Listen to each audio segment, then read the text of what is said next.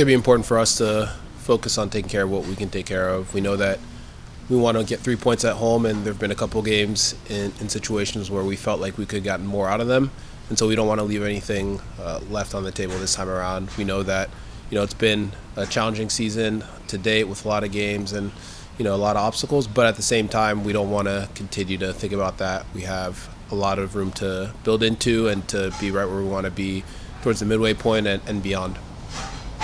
Thank you, and just a reminder to those joining us on Zoom, if you have any questions for Jeremy, please use the raise your hand function. We'll go to another question real quick. You recently made your return from injury. How are you feeling? And what are your expectations for yourself with a busy month on the horizon? Yeah, I mean, the expectation is always just to be ready for, whenever your number's called, and making sure that you're making the most out of that opportunity, both for yourself and making sure that you're setting up your teammates to, just continue to execute as a team. I think for me, most important is going to be rebuilding the rhythm. I felt that the beginning of the year was a steady build in the right direction. There were obviously some hiccups along the way personally and for the team, but rediscovering that rhythm and that comfort with the guys, and making sure that I'm part of the group that's pushing our entire unit forward. Jeremy, just dealing with an injury in season, I mean, what are in your career you've had, what are the things that you tell yourself, don't fall into that, make sure you don't come back too quickly, or the things so you're in the most comfortable position when you return?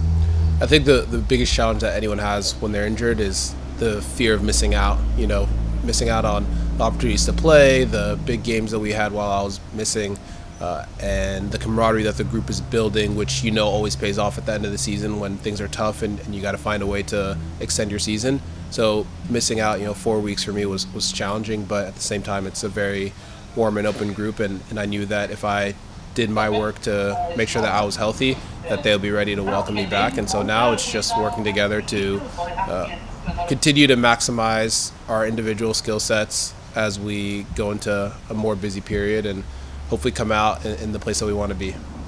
What have you seen from the team, specifically in the last 2 weeks, and you obviously got to take the field, about where the offense is producing more? What are the things you think the club has been focusing on more, where they can get more offensive contribution from you and from everyone else? I think we've been focusing a lot on the fact that teams are going to defend in a low block against us, especially when they come to BMO. That's not to say that we won't get pressed from time to time, but teams have been comfortable in a low block and challenging us to break them down. And so to see how we've been able to be aggressive at times and create more chances, that is something that's encouraging. But now we have to finish those chances on a more regular basis, and that's going to fall on, the attacking unit, myself included, to alleviate some of that pressure that comes onto the back line and just our defensive phase of game. If we're not finishing those chances early on, we know against a team that is going to hit us on the counter at home, which, again, a few teams have done this season already.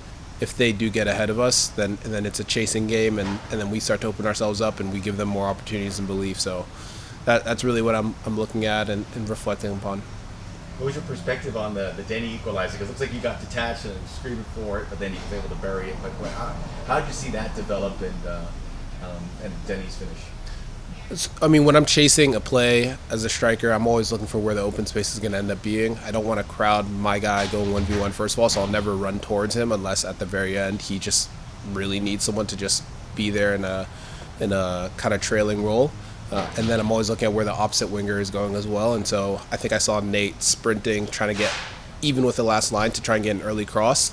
And so for me, that says don't try and get in between Denny and Nate. That says kind of wait and see where it develops.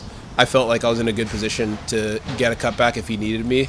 And when he scores, then you don't really ask any other questions. If there's no goal, then we can, have a conversation about how I might be open in that situation, and the three players that kind of are making it tough on him. How can we just put him in a situation where he's more 1v1 rather than 1v3? But he manages those situations the way he does, and that's how he's gotten the goals and accolades that he has. So as we just all have to find ways to complement each other, and at the same time, we have to just trust each other. So I trust that if he's taking a shot, it's because he sees the opening that maybe I'm not seeing from his angle, and then he'll know that if I'm in a position and I'm asking for the ball, and he doesn't see a shot, that he can trust me to, bury that one as well, like we all do with some of the other guys too.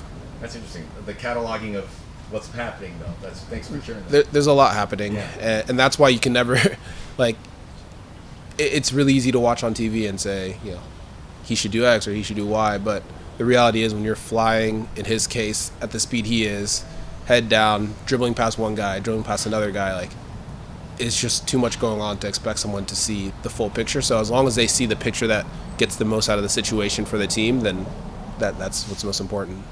It was an adductor injury that I suffered in training. Just, not ideal. But we moved through it, and I had good support all around, and now I'm ready to go. Great to see you back. Thank you. As far as Steve's announcement, how did you take that? How did you process that? And what do you think that means for the team moving forward through the rest of the season? I think the most important thing is that we focus on honoring that decision as a club and making sure that we give it our all to make this a memorable season.